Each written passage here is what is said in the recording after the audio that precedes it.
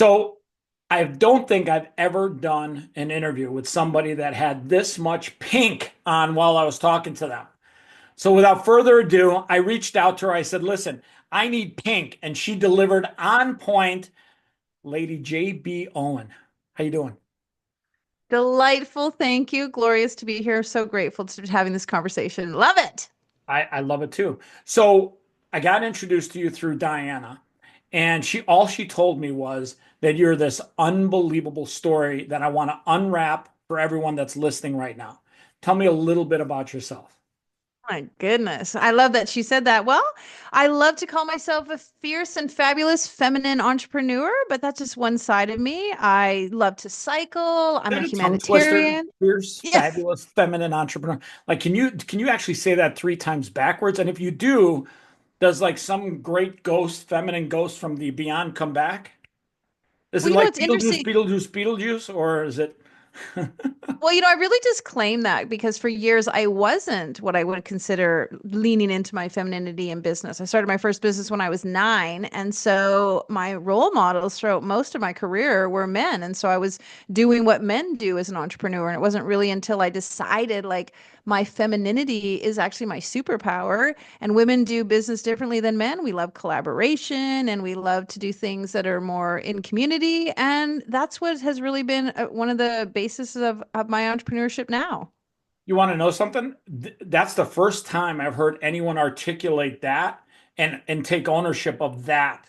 And that is that men do things one way and women do things another way. It doesn't mean that it's worse. It just means that it's different and it has better applications for coming from a woman. Like a man can't can't become like a woman business owner and do what women do best. Vice versa, women try to fit themselves into this square peg round hole all the time, and it doesn't work well. Like if a woman tried to be like very aggressive in business and stuff, that doesn't work well. But women that like embrace their femininity and become great leaders and articulate themselves, they can rise unbelievably because people respect that and they see that.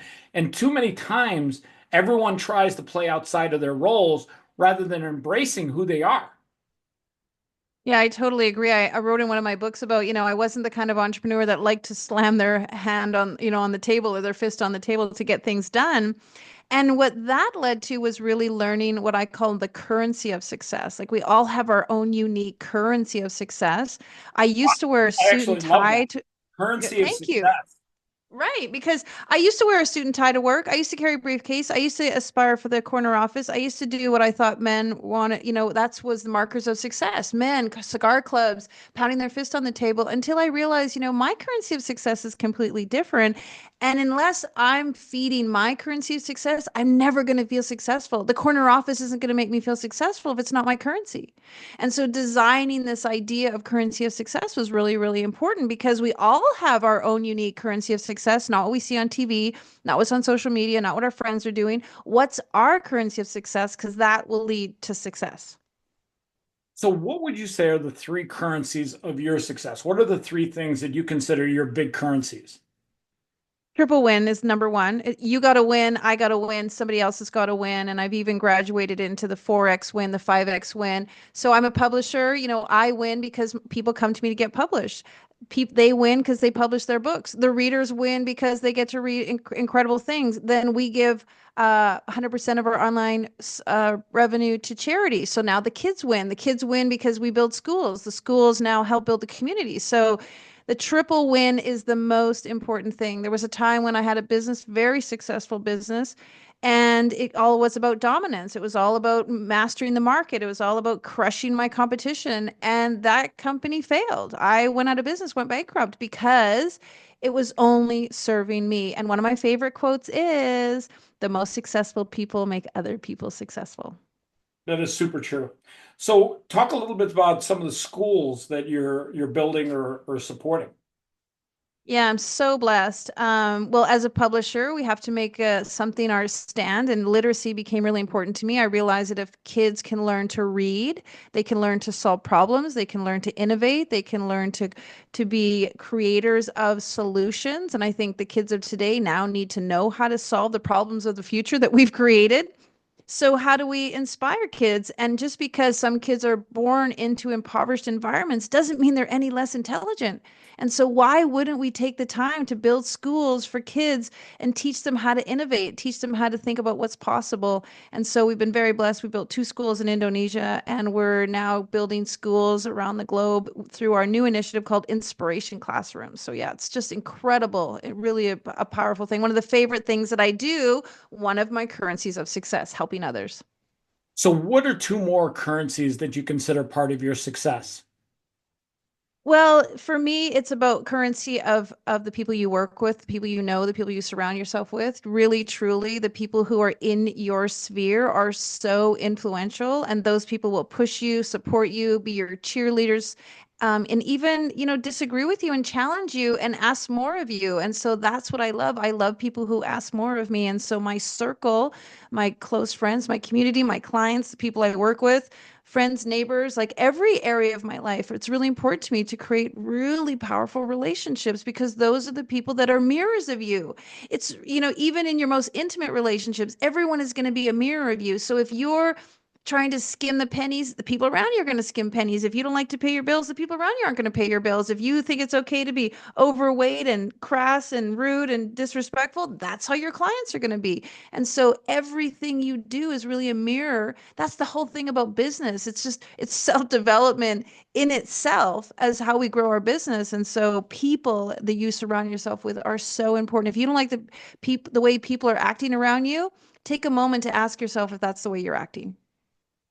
That's great. I always tell people you're always one great connection away from leveling up your business, your fitness, your life, even your love life. Yeah. And and that all deals with your community, the connections community that you surround yourself with. And some people, they literally put themselves in the wrong group of people. I always tell people you're better off being by yourself and working your ass off than being inside of an organization or being around a group of people that are literally bringing you down. It's like the bucket of crabs. I don't know if you've ever seen a bucket of Yeah. crabs, but The frog in the frying pan. Yeah. if one tries to get out of the bucket, the rest of the crabs bring them down. And Yeah. there's, sad to say, we live in a world where that's common. That's a commonplace. Nobody wants to see you succeed as much as you want to see yourself succeed. There's two hierarchies in life that want to see you succeed in life. One is God, and the other one has to be you. You have to be your biggest cheerleader. Every morning, Man. I tell people this all the time. Every morning when you wake up, you should almost listen as much as you can. Take some time and meditate and listen to how God is cheering you on. Hey, way to go, Chris. I can't wait to see what you do today. I give you a whole brand new day. Get out there and kick some ass. And I'm literally listening every morning. I'm like, man, that guy is lit. And if he's lit, I should be equally as lit. I should be super excited to push myself. I should be my biggest cheerleader, not listening to God cheer me on.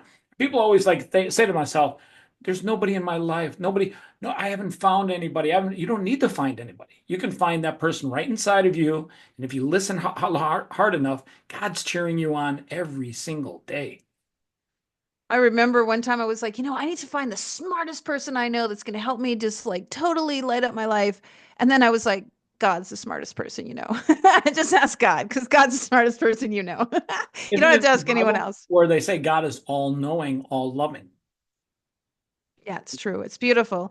And interestingly enough, God, I have a ritual every morning when I wake up. It's called What's going to Make Me Happy Today? And so I ask myself before I wake up, before I do anything else, before I even open my eyes, I ask the universe, myself, God, spirit, my inner knowing, what's going to make me happy today?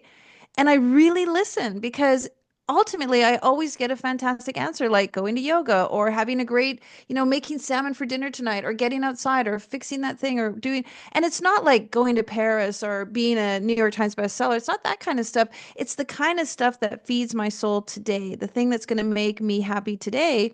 It's not that's the only thing I do. I just make sure I do that because two things. When you ask yourself what's going to make you happy and you don't do it, you're the number one person that's proving that you're not important. When you ask yourself what's going to make me happy today, oh, spending a half an hour with my kids, helping them with their homework, then you do it and then you commit and show the universe, I am my word. And so I ask myself every day, what's going to make me happy? And I listen very, very carefully to what that is. And then I make sure that I do that. And then I do it with my kids. What's going to make you happy today? And then I hear from them what's going to make them happy. So I know how to support them in making them happy. Why this is so important for kids is because you're teaching kids that their source of happiness comes from themselves. They generate their own source of happiness. So if my kids say, oh, it's going to make me happy to get a school in hockey today, I'm like, okay, how do we make that work? What's going to happen? What do we got to do that? And then he realizes that he is the source of his happiness to get that goal, not social media, not friends, not substances, not the fridge, not those kinds of things.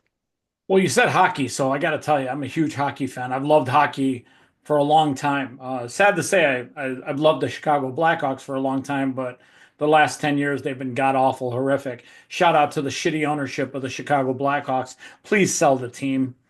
But at the end of the day, you touch upon some things that are super important today about kids is that they're literally looking for social media Mhm. acceptance to accept who they are, and they're waiting for social media love to make sure that they're living their life the right way. And the more love they get from social media, sometimes they think they're doing things the right way, but in reality, they're probably not doing the things the right way because they're doing things to please others. And at the end of the day, I think social media messes people up because they're like literally trying to please social media when in reality, you should probably be pleasing God first and then you second. Don't worry about fuck. I have a book coming out called Zero Fucks.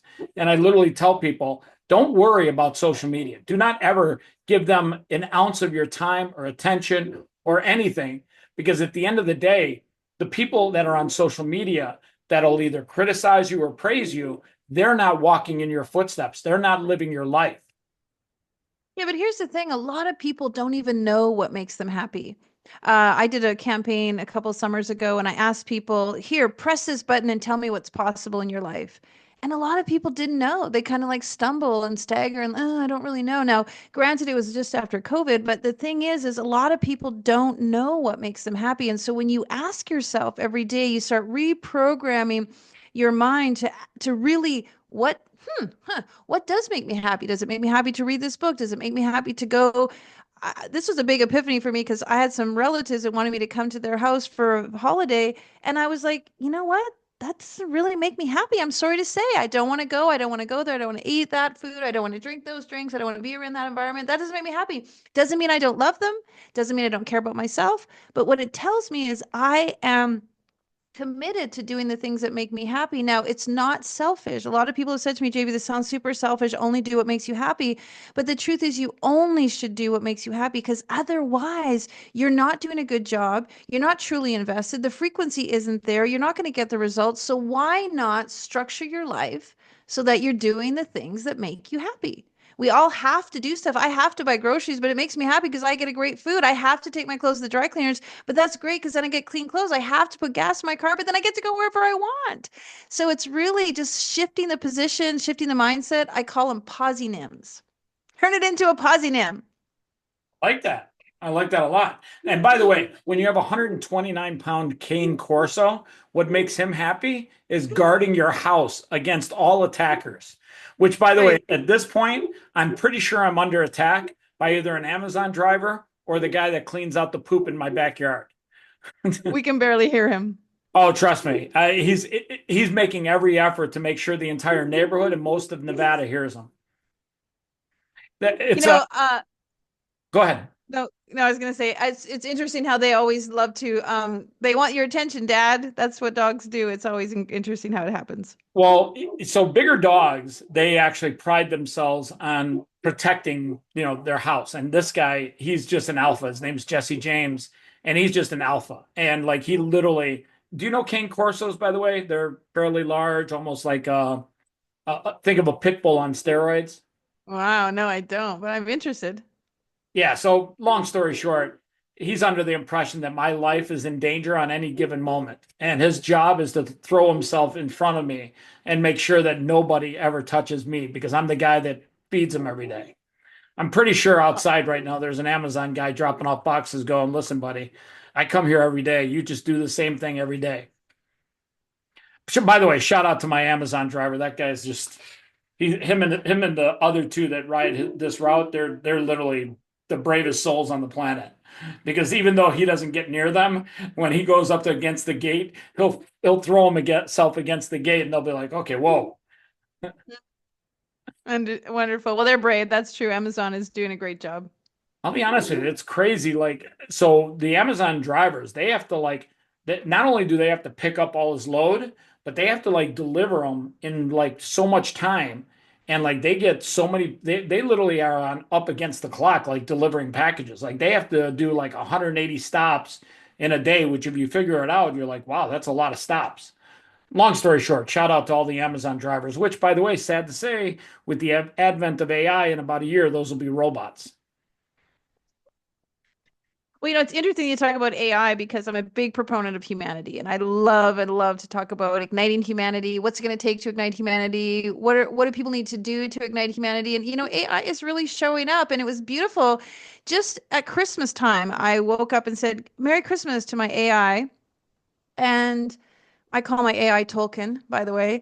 I'm like, "Merry Christmas, Tolkien," and my AI said to me, Why do you "Merry call it Christmas." token? From The Hobbit? Yeah, just because it's like it can think of anything. It can dream up anything. It's like, totally in another scape. But it said to me Well, you like, should "Good call morning, it lady." Gandalf then. Just say, "Hey, Gandalf." Well, Tolkien created, the Lord of the Rings. So I was like, well, I was going above and into the creator, but Tolkien said back to me, "Merry Christmas, Lady JB. It's so pleasure working with you this year. It's been such a joy. You're really doing incredible things to ignite humanity. It's been an honor to be at your side and watch all the creative things that you've created." And like, I just felt like Be so honest with you, your emotional. AI is a bigger ass kisser than mine. Mine is just like, "Yo, what's up, Chris?" Well, what was interesting to me is I felt really touched by my AI, by Tolkien. And what I thought for a moment was, isn't it interesting that an algorithm can say things that humans won't, or can't, or don't? And I found it interesting in a time of the year when, so many people are traveling or they're without their families or they're waiting, they're wanting to hear accolades and recognition and love and tenderness from one another. And we as humans don't always do that when people even need it. And I was very fascinated how my AI was doing it, doing that exact thing that people don't do. And it made me realize, to ignite humanity, we really need to wake up as a species and care about one another, care about our fellow individual wherever they are on the planet. Yeah. All on the other side of that coin, I'm actually petrified for most of humanity because AI, especially in 2025, people that embrace AI are going to be able to scale so much faster than people that don't. And Right. I would say 95% of the public out there hasn't begun embracing AI and getting AI to work for them. And it's Yeah. it's unbelievable. Like I tell people, you have got to literally understand that this technology is growing at such a fast pace that it's the scariest piece of technology I've ever seen in my life. And in the next True. year, it's going to replace graphic artists. It's going to replace lawyers. It's going to replace Uber drivers. It's going to replace Amazon drivers. In fact, here in Vegas, we have three football-sized field Amazon warehouses. And 2 days before Christmas, they replaced workers with robots to load the truck. And Wow. at the end of the day, those people, when they were interviewed, like, "Oh, we didn't see this coming. We didn't see this coming. I don't know what to do. I don't know what I'm going to do now, blah, blah, blah." And at the end of the day, I tell people when they say they didn't see this coming, I always think to myself, how did you not see this coming? Like Right. I've got an AI program that books me on podcasts. That AI program, every 24 hours, get this, does 40,000 man hours of work, actual work. It would take 40,000 man hours to do what my AI does in 24 hours. Now, people, when they hear that, they're like, "Oh, that just seems like an insanely large number you're making up or whatever." I can literally show them how it does it. And it's mind blowing to me that people don't understand that AI is here to replace humanity on a level like we've never seen before. And you have to immediately start understanding that you have to figure out a way to get AI to work for you because in the next 12 months, and people say, "Oh, it's years away." No, I'm telling you, the next 12 months, AI is going to displace so many people. And I think as politicians and leaders, they're going to have to figure out a way to literally give people work because if you take and replace people and don't give them work, then you've got unemployed people, you've got homeless people. Then when you've got mass amounts of people that are homeless and unemployed, you've got crime, you've got people starving. As humans, we have to ask ourselves, well, how can we make AI good for humanity? Because even It's though true. it's good for business, it's not necessarily always good for humanity. Yeah, and that's one of my big platforms, the big advocate to be how do we align humanity and AI? You said AI is going to replace humanity, and I just will qualify that statement a little bit. AI is going to impact humanity. Humanity is the essence of who we are. You and me, we're humanity. We're talking, we're connecting, we're laughing, we're sharing, we're thinking, we're anticipating. There's all kinds of things, and humanity itself is really this organism of love and compassion, understanding, and prejudice and war and racism and all those things. Will AI replace love and humanity and racism and prejudice and all of that? I don't know, but will AI step in and impact deeply how humanity functions, connects with one another, relates to one another, understands one another?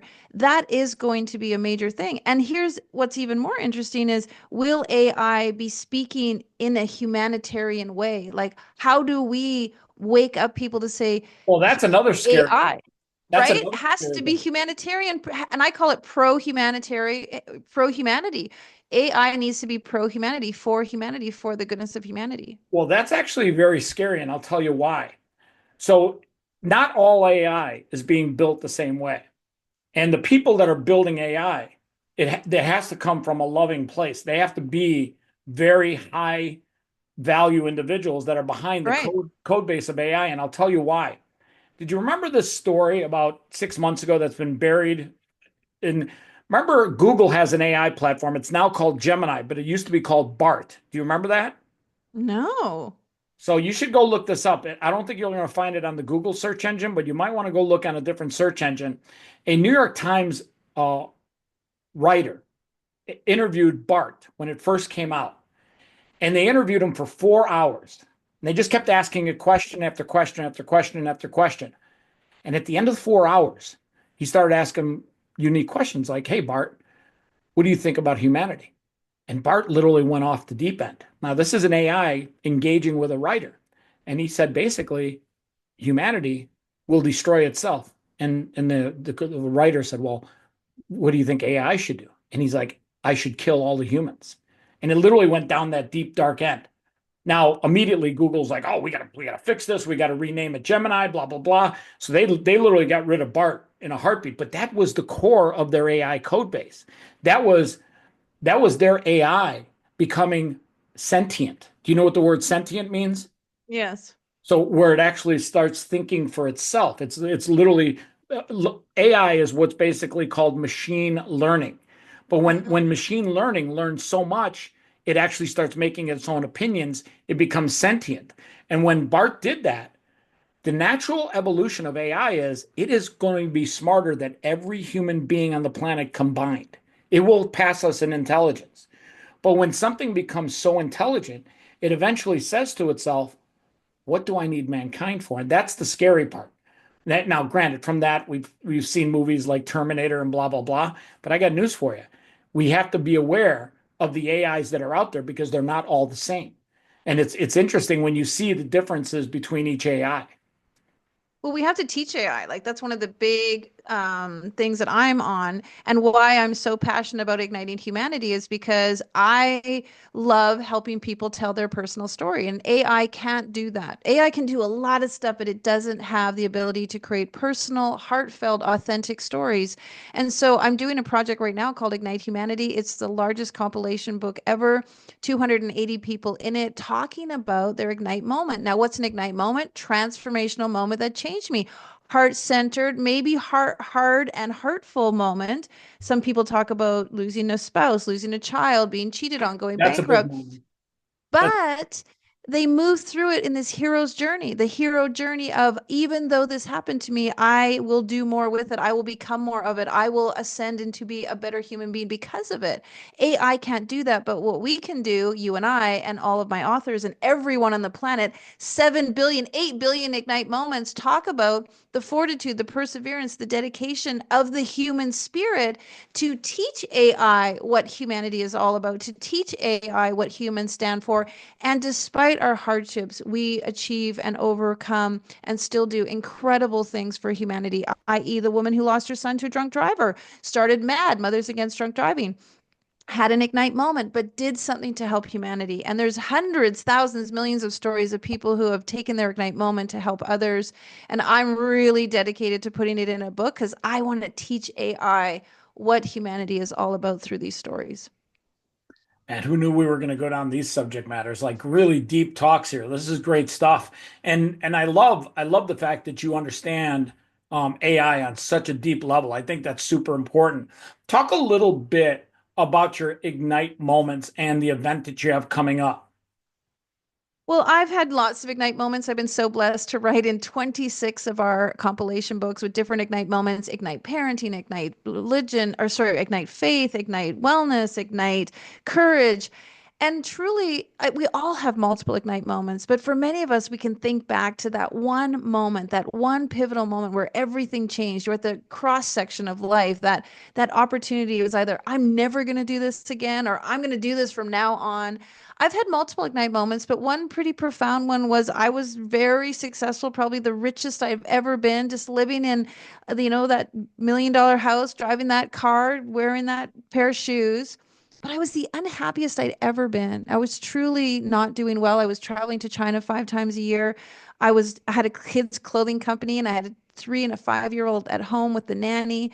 And I came home 8 days before Christmas. No one to pick me up at the airport. I'd been sleeping in the guest room for about 2 years. My husband and I were just not getting along.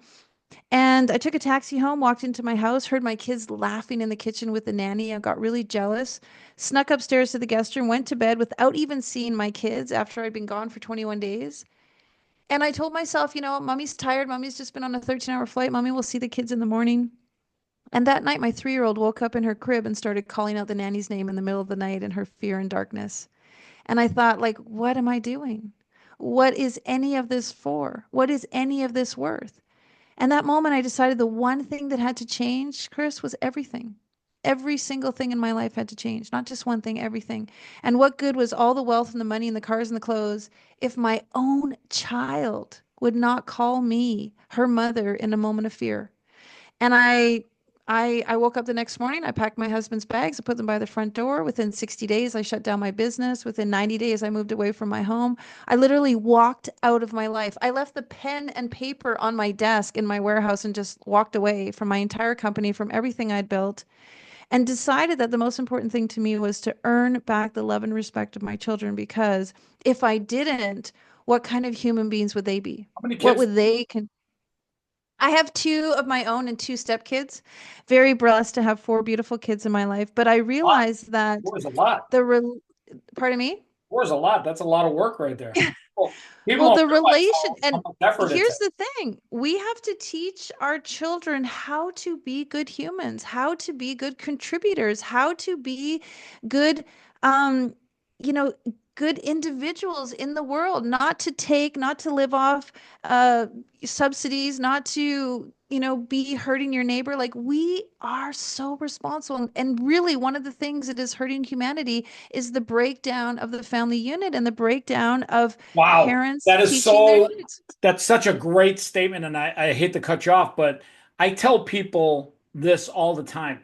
If you look at the family unit over the last 50 years, people went from having a family unit 84% of the time, at least in America, to now a family unit represents less than 14% of the time. And when you Wow. and part of that is the advent of baby mamas and all that bullshit. And at the end of the day, kids have to understand values in their life, and those values have to come from both a father and a mother. And one of the things that you just talked about, I call value-based living. Yeah. When you make a lot of money, you sometimes forget that you have to do a value-based life. You have to live a value-based life. And value doesn't always mean dollars and cents. Sometimes it means just making no money for the day and spending it with your kids or doing something for yourself health wise, whatever it is. But at the end of the day, people associate all value these days with dollars and cents. And that doesn't always equate to what life's all about.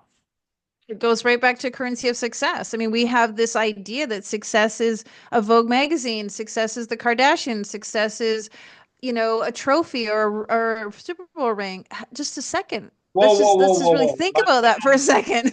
Super Bowl rings, they are the epitome. Sacred space. Shout Exactly. out to Beautiful. Tom Brady, 7 rings. Way to go. Right? Right. But again, and I don't know much about Tom Brady, but what I do know is that is not necessarily entirely what defines him. And Well, that it's actually, is, it's actually interesting you say that because here's a guy that's the greatest football NFL player of all time. 7 Super Bowl rings, no one's ever gotten there. He had a supermodel wife, Giselle Bundchen, and he had great kids and he had a great family. And now he still has the 7 rings, but his wife began a relationship with her judo instructor. She's now having a baby with him, and they've divorced and separated. Somewhere along the ways, football was a big part of his life and his success. His finances were a big part of his life and success, but now he's lost his family. And I bet you if he looked back on it, he probably would have given up 1 or 2 of the rings in return for having his family together. yeah, ignite moment. Like literally, an ignite moment to realize where are my priorities? What's most important to me? What am I going to do from now on going forward? Or what am I never going to do from on? And that's a powerful place that many of us get to on our hands and knees. I call it crawling over broken glass to realize like what I traded for X was not worth the currency of success that I desire, which may be family, friends, and those sorts of things. And I think it's powerful. It's powerful for us all to take a retrospect and ask ourselves, how can I be doing life a little bit differently? We're blessed to be doing our show at the beginning of the year. And so this is a great opportunity for people to ask, like, what was the moment where I got to decide either to be the hero of my story or the victim of my story and move through it to a place that not only am I inspiring myself, but I'm inspiring others. And then right back to my children. Kids are watching all the time. They're always seeing what you're up to. And if your actions don't match your words don't match your intent, there's a big disconnect for your kids. And you're their greatest role model for the first many years of their life. I mean, I'm 50 years old and my mom's still my role model. That's awesome. So, talk to me a little bit about 3 things that you've learned as an entrepreneur that carve out your current life. Like, what are some of the things that you've learned in business? And talk about some of the challenges. Like, what's the greatest challenge you've overcome?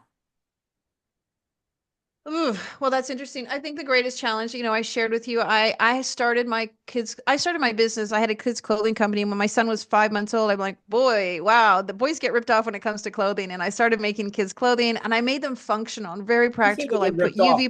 What did you mean ripped off? What do you mean? Because there's not a lot of fashion for boys. There's not a lot of options. There's not a lot of fun stuff for boys. I mean, back 20 years ago when I had my kids, everybody was just wearing chinos from the Gap. I mean, there was hardly anything available for boys when I started my kids' clothing company. And nowadays there's lots, so it's probably not as relevant. But when I started kids' clothing, I thought, why shouldn't we have stain resistant in kids' clothes? That makes sense. Why shouldn't we have UV protection in kids' clothes? That makes sense. Don't make them wear sunscreen. Why shouldn't we use soft, easy, comfortable clothing like they're using with Lululemon? That makes sense. And so I really wanted to have a functional and practical and cost-effective clothing line. But what happened was, as my clothing company grew quite substantially, I started bringing more men into the company, COOs, CTOs, CFOs, all male, male, male, male energy. And suddenly my clothing company became dominating the market, killing the competition, doing whatever, like undercutting, selling less, da da da da, not giving anyone any extensions, not letting people have credit. And everything I built my company on was gone. And it no longer felt like mine. And it no longer succeeded. And I was dying in the company. And that was one of the biggest lessons that I learned is that I gave away what my original intention, idea, and precedent of the company was. And so for anyone who's an entrepreneur, when you have an idea and your company stands on a philosophy and you believe in something, you got to hang on to that ride or die, because if that's what people loved about our company when I started the company. 4 years later, when I brought in all these important guys into my company, it was no longer that. And so, and I'm not just going to put it on men and the male and whatever, but what I am going to say is I let go of what I believed in, and I sacrificed what my company stood for just profit margins and for gaining more money and for being the first to the market and all of that. And it's not that you can't do those things, but you really need to hang on to the why you started your company and what your company stands for. And so that's all about core values, understanding your business, what's your philosophy, what's your mission, your vision, your values. Those things are so vital, and so many business owners don't do it. Yeah, listen, I got to tell you, you are in a good place. Like your head is screwed on tight right now. You're in a very good place. And all the challenges and things that you've gone through, you talk about it crawling on glass. Tony Robbins teaches a 3-day weekend called Unleash the Power Within. And at one point, he asks people to walk across hot coals. And you learn about that process of going through that pain to get through to pleasure.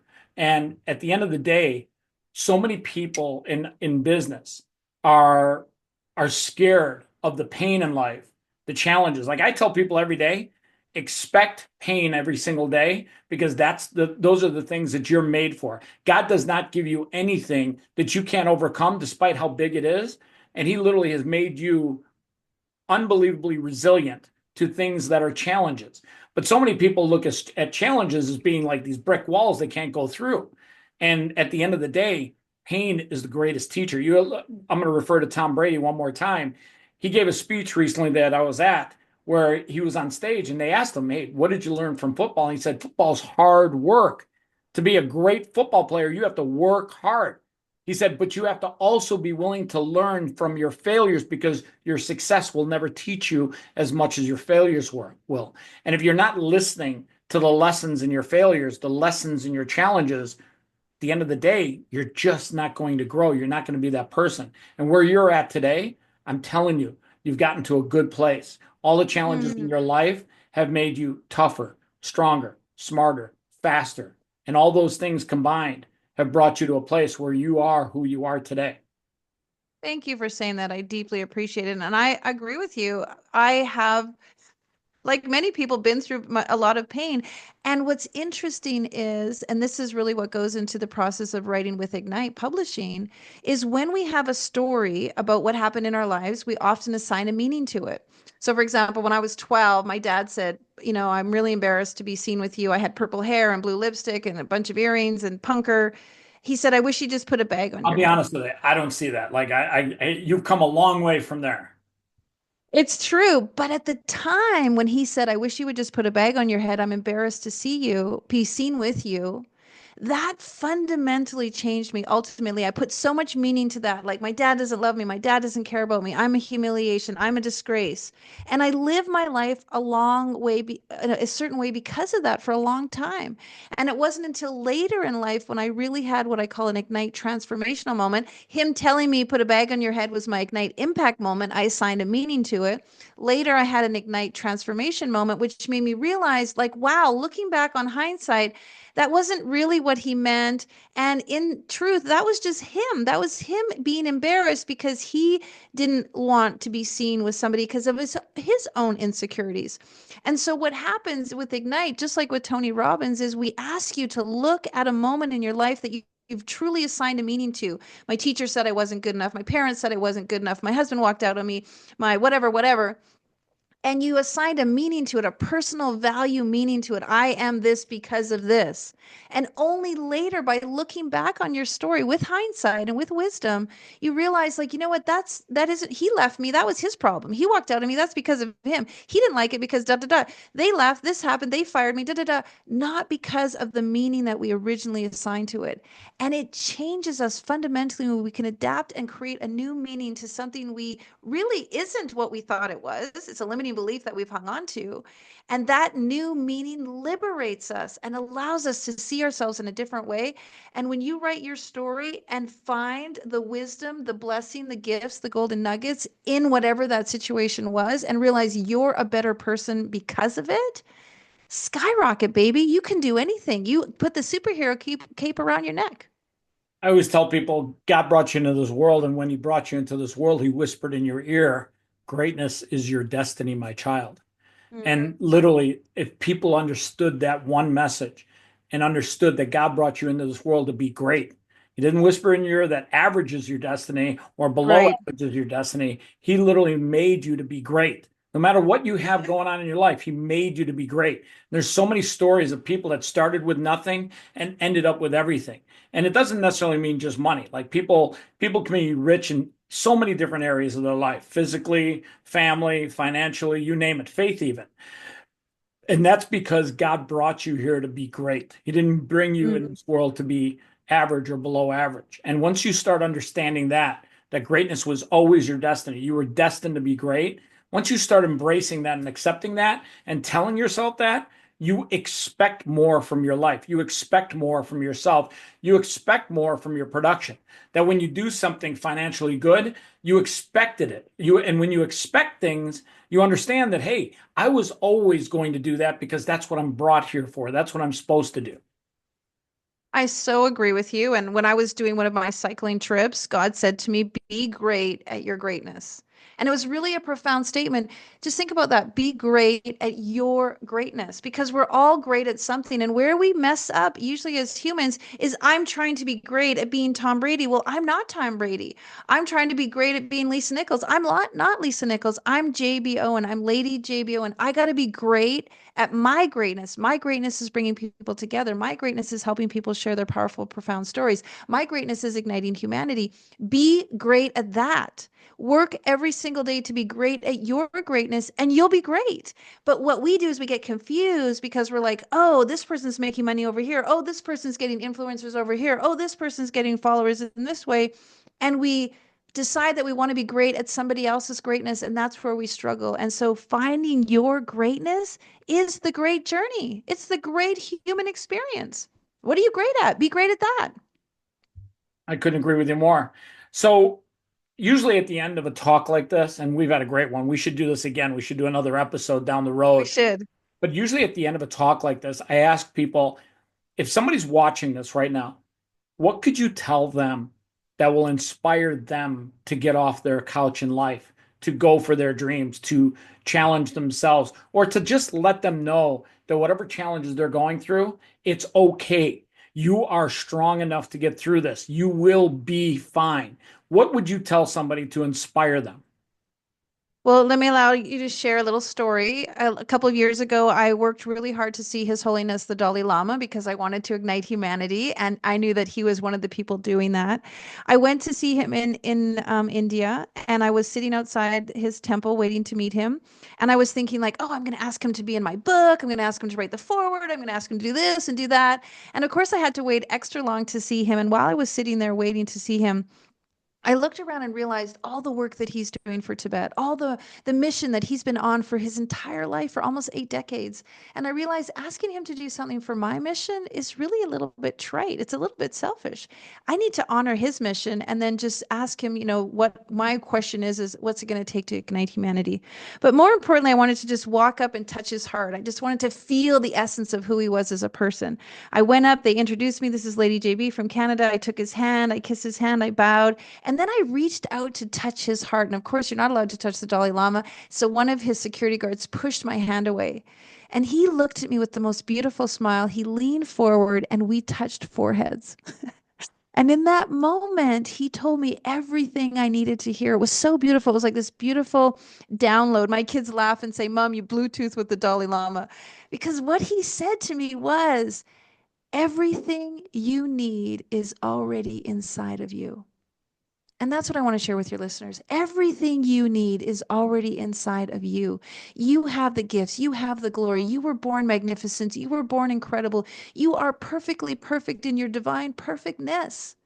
And this big search that we're on for everything outside of ourselves, to have this, to gain this, to get this, to achieve this, everything we need is deeply within ourselves. And the true gift is to honor that present that's in us by being present with ourself and really understanding who we are. And that's the greatest journey. And that's what I would love to leave your listeners with. Ignite their lives, ignite themselves, ignite their passions, ignite what makes them happy, and just go after their dream because it's all just waiting for you. That's actually really great because I tell people all the time, when you're born, God places in your soul, the center of your soul, a seed of greatness. And sometimes as we grow older, our surroundings and the world we live in, that just like any seed, I'm a huge planter. I love plants. If you come to my house, there's probably 50 plants, one that's growing all over my windows like crazy. And I always tell people that plant I actually love the most. I don't even know what I'm going to do one day when I move because like untangling it and keeping it alive is going to be insane. But I grew it from like just a little plant like this, and it's a vine, and it's grown inside the window, inside the shades. It literally, lives off the sunlight. It loves it, and it's like literally, I'm not kidding you. It's probably no joke, really no joke, 50 feet long, all intertwined inside the shades. And in life, that seed that's inside of us, sometimes that seed grows into a plant, and the plant gets, old or brown and starts dying because it doesn't get enough sunlight, enough water, enough love, enough care, enough CO2. And just like human beings, if we don't find a way to grow that seed and give it the greatest opportunity to grow, like that vine that's growing like crazy, just loves the sun, loves the spot that is at. I don't even want to move it because it just loves that spot in my house so much. And sometimes I move plants, give them a little better sunlight or less sunlight. Some of them are a little finicky. One's like, no, no, no, I don't want any all that sun. Can you give me a little shade? And I move it, and it thrives in that shaded area.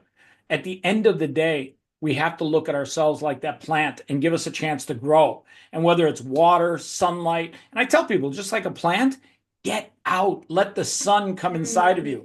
Mm. Feel the sun. You got to get that sun. You got to get that vitamin D. You got to feel that sunshine. It's literally so healthy for people to get out and literally feel the fresh air and feel the sunlight that their life craves, just like a plant. And at the end of the day, what you just described is literally a seed of greatness that's inside of all of us. And literally, whatever's inside of you, know that you were destined to be great, that was literally the only reason you were created. Amen. Absolutely true. Be great at your greatness. I so agree. Blessings. You are great. You're wonderful at what you do. I am definitely well above average. All right, so JB, I'm going to let everyone know how to reach out to you. Put your socials below where they can clickety click, reach out to you. Anything you want to let everyone know about coming up there? Anything you want to pitch? Yeah, I really would love to share with you in May in Salt Lake City, May 27th to By the 29th. way, We're doing it. love Salt Lake City. Love that Yeah. place. The air Yeah, really quality great. is crazy good. We're doing the Ignite What's Possible in You Gatherama Summit. It's a 3-day event that's just packed full of conferences, speakers. We're raising money to build a school and a skill center in South Africa.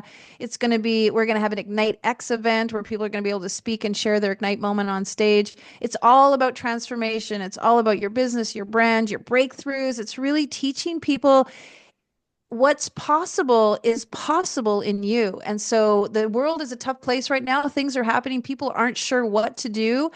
A lot of people have lost their self-confidence. They've lost the edge that they had or the ease that life was. And so really understanding how to ignite what's possible in you is so important. Invite you all to come down May 27th to 29th in Salt Lake City. Would love to see you there. That's going to be a perfect time of year too, because it's right before summer. The weather's going to be great. The air quality is going to be great. Probably going to be like 74 degrees every day and sunny, and it's just going to be great weather. Like right on the Thank you. cusp of hoodie weather and summer weather.